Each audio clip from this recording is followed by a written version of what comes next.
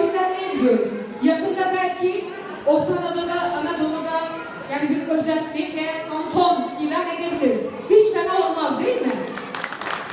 Anatolia Nami, Andikar Nevirji, Pasarya Demokratik ilan bekir.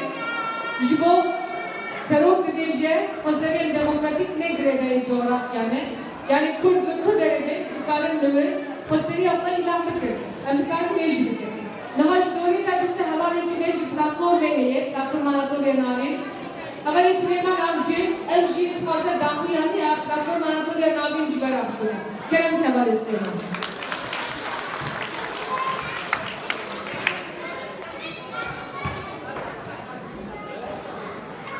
Kürdistan'ın yiğit halkı, değerli yurtseverler, sevgili İç Anadolu Kürtlere merhaba. Ülkemiz Kürdistan'dan binlerce kilometre uzaklıkta Platforma Kürdan Anadolu'ya Navin Avrupa'nın düzenlediği Sur ve Cizre ile dayanışma gecesine hoş geldiniz.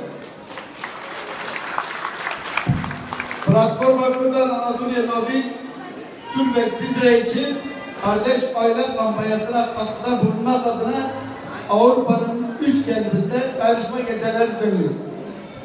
Saray ve AKP hükümetinin uyguladığı savaşa dayanma konseptiyle